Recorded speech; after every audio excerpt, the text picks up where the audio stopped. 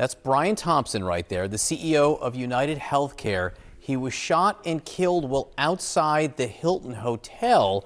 And UnitedHealthcare, of course, one of the largest corporations in America. We're told that Thompson was headed to a conference for UnitedHealthcare that was expected to happen in the ballroom of that hotel, of the Hilton there in Midtown, when there was a gunman who fired shots about 20 feet away from him as he was approaching that hotel. We don't have anything on the way of motivation yet. The police are saying that they think it could be a targeted hit, that the gunman was lying in wait. If this was a conference that had been announced in advance, perhaps he then knew the CEO was going to be there. That would explain why he struck at this moment.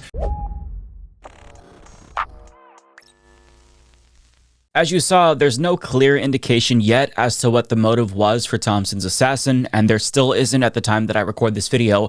Although, if you look at the YouTube comment section for those news reports that we just watched, a lot of people are making some educated guesses. For example, the top 2 comments on CNN's video say, "You make a lot of enemies denying healthcare to people," and another person adds, "Sounds like they denied someone's treatment, they died, a family member wanted revenge, and blamed the CEO." And on the subject of motives, some comments on MSNBC's video echo that same point. What would anyone have against the CEO of a healthcare corporation? Another person adds, one of the first times that the list of prime suspects would be in the millions. Yeah, and I have so many more comments to show you, but to their point, as journalist Ken Klippenstein points out, UnitedHealthcare denies nearly a third of all claims that they receive, giving them the highest rate of claim denials of all health insurance companies. And as this Ars Technica headline points out, they also use an AI model with a 90% error rate to deny care to people, which means that the Americans who pay them hundreds, if not thousands of dollars every single month aren't getting the healthcare that they're paying for. They're being ripped off. And it's not just bad enough that they're being ripped off. These insurance denials results in medical bankruptcy or death. And as the American Bankruptcy Institute points out, medical debt is one of, if not the most common cause of bankruptcy in the United States. And a report published by the Kaiser Family Foundation estimates that 14 million Americans, that's nearly 6% of all adults, owe at least $1,000 in medical debt, and 3% owe more than $10,000 in medical debt. And if you're wondering why lawmakers aren't fixing the system, well, it's because these same blood-sucking insurance companies that rip us off and kill us have completely captured our entire government. In fact, UnitedHealth spent more than $5.8 million in 2024 alone lobbying both Republicans and Democrats. Their beneficiaries included Kamala Harris, Donald Trump, and both the DNC and the RNC. So they're really making sure to cover all their bases. And as journalist Ken Klippenstein points out again, they're the top campaign contributor to dozens of politicians. So in case it wasn't already painfully obvious, I don't have much sympathy for Thompson, and I don't think you should either. In fact, you should save that sympathy for his victims, because this man became a multi-millionaire by profiting off of the suffering of working class people. And his company is directly and indirectly responsible for the deaths of countless Americans. So I'm going to try my best to filter my thoughts throughout the course of this conversation, because I don't want to end up on the FBI's watch list or something, but just look into my eyes. You know what I'm thinking. Okay, we're all thinking it. If Satan chooses to recall one of his demons back to hell, you don't have to feel sad about that and offer your condolences and sympathies and thoughts and prayers. In fact, if it makes you smile, that's okay too. You're not a bad person if you react positively to the death of a killer. In fact, I'd say it makes you a reasonable human being who's justifiably outraged at the cruelty and lack of justice in this world. And guess what? You're not alone, because Americans reacted to this man's death in that same way. Tabitha Chow shared some screenshots of comments on TikTok that speak to just how Americans feel about this. Quote, "I'm sorry prior authorization is required for thoughts and prayers." Another person says, "Sending prior authorization denied claims, collections, and prayers to his family. Was his trip to the ER really emergent? According to his own company, my husband's heart attack wasn't an actual emergency, and we were out of $3,000, full deductible." It's crazy what my first thought was, and then I looked at the comments and realized I'm not alone in my thoughts. I just can't find the care. Maybe if they ask for pre-approval of my care. Then, after they pay their required deductible, I might might be able to supplement some care. I can't even pretend to care. I hope he's looking up at us. Goddamn. There's more. My only question is, did the CEO of UnitedHealthcare die quickly or over several months waiting to find out if his insurance would cover his treatment for the fatal gunshot wound? Sharon Zhang reshared an old post of hers about UnitedHealth where she tweeted, "Good news, everyone. If I want to get out-of-network care this year, I only have to pay a maximum of $1 million out of pocket." Now, I actually want to stop and explain this for international viewers who might not really know what she's referencing here. So when you buy health insurance in America, you are limited to a network of physicians that you're able to see. If you go out of that network, your insurance isn't going to cover that. And then you've got to pay for that healthcare out of pocket. And it is very, very spendy. Now, you might be asking yourself, well, that doesn't seem like that big of a deal. Just stay in your network. And on paper, that makes sense. But in practice, it's not so simple because the doctor's office that's closest to you isn't necessarily going to be the one that's in your network. For example, my health insurance actually went up this year. So now I'm paying more than $900 for 2 people. But if I wanted to buy a more affordable plan, well, the closest doctor in that network that's more affordable is 30 minutes away from me. So in order to keep my primary care physician that I have now and continued to go to the clinic that's closest to my home, I had to eat the cost increase because it was effectively the only choice that I had. Now, that's not even the worst case scenario here. Let's say you're unconscious and somebody calls an ambulance for you. Well, the EMTs, they're just going to pick you up and take you to the closest hospital to get you the care that you need as quickly as possible, as they should. But again, the problem is that the closest hospital might not necessarily be the one that's in your network. And 2 hospitals just miles apart could be in 2 entirely different networks. In other words, you could be fucked over if you have a medical emergency, even if you have insurance. And this happens a lot. In fact, in 2022, 60% of ambulance rides were out of network, which means if they were lucky enough to survive, they'd face financial ruin. So going back to Sharon's tweet, her insurance company is kind enough to cover out-of-network costs so long as she ponies up a maximum of $1 million. After that, they'll cover the cost of everything after that first $1 million that she pays out of pocket. How generous of them. But I've got some more reactions. In response to Thompson's death, this person says UnitedHealthcare has denied his claim for the ambulance ride and ER visit because the claim was filled out incorrectly. That happens. Beth says United CEO should have had his primary care physician recommend bullet removal surgery months ago so he would know if he was treatable today. LOL Overruled says United Healthcare CEO denied access to life. Rachel says United Healthcare almost killed both of my parents. Good riddance, asshole. But let's look at some more comments in response to the news reports on CNN and MSNBC. So under the CNN video, people said, if you die from a preventable disease because your insurance was denied, that's murder too. Was this someone referring to the shooter ruined and driven mad by the U.S. healthcare system? The richest country in the world with some of the worst healthcare. Yeah, this was bound to happen. This person says, and how many deaths is the CEO responsible for, I wonder? How many dying and suffering people did he profit off of? Very hard to have any sympathy here. Now on MSNBC's video, people are saying, are we sure that the gunshot wound wasn't a pre-existing condition? Claim denied.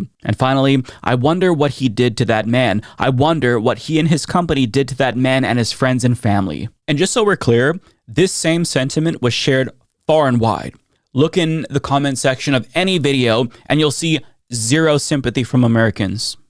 But it goes so much deeper than that because Americans know that politicians are being bribed by these corporations and CEOs so that way they look the other way when these corporations rip us off and kill us. And some of them are getting a real wake-up call when they're sending out their thoughts and prayers to this greedy CEO, and the comment sections, they're not too kind. In fact, they're pushing back very fiercely and actually calling out the corruption. For example, Amy Klobuchar responded to the news tweeting, "This is a horrifying and shocking act of violence. My thoughts are with Brian Thompson's family and loved ones, all of those working at UnitedHealthcare in Minnesota." Now, as you can see, she was ratioed by the first response, who points out that UnitedHealthcare is a major donor to her, and others made similar statements. Beau Fort says, "Why don't you feel bad for the thousands and thousands of families that Brian has helped to put in bankruptcy while making millions and millions of dollars? How much does UnitedHealthcare donate to you, Amy?" Quinn says, "Up yours, Amy. You should be investigating that organization for crimes against humanity. That man murdered thousands of people, so don't you dare get on this platform and praise him or offer sympathy for his family, because they didn't have any for anyone else." Now, in case you were curious, she took more than $16,000 from UnitedHealth, but she wasn't the only one to face backlash because Dean Phillips also reacted to the news tweeting, "I'm horrified by the assassination of my my constituent, Brian Thompson, this morning in NYC and have his family in my prayers. And that response was met with the same sort of replies like this one. Yes, all your other thousands of constituents just died writhing in pain from denials, but this special boy was assassinated. So as you can see, Americans are fucking pissed. And these politicians need to think deeply about why so many people are reacting to this news in this way. Their condolences come off as tone deaf, especially because people like Dean Phillip and Amy Klobuchar, they don't have that same sympathy for the victims of this CEO. And they never offer those people who lose family members because of these companies the same condolences. When they both ran for president, as a matter of fact, they were against Medicare for all, which is the one policy that would have put an end to this nightmarish so-called healthcare system that we have in the United States. And people like them and their ilk, they actually had the audacity to pretend like they were the ones defending us when they were arguing against Medicare for all. And I say this because remember how during the 2020 Democratic Party primaries, when Bernie Sanders was pushing for Medicare for all, and they were screeching because they were talking about how his plan would be bad because it would abolish private insurance? Guess what? That's a good thing. That's what made his plan so damn good. We don't need private insurance. No matter how much they tell us we love the private insurance their donors give us and force us to buy, they will never trick us into believing it because we have to deal with these leeches ourselves every fucking year.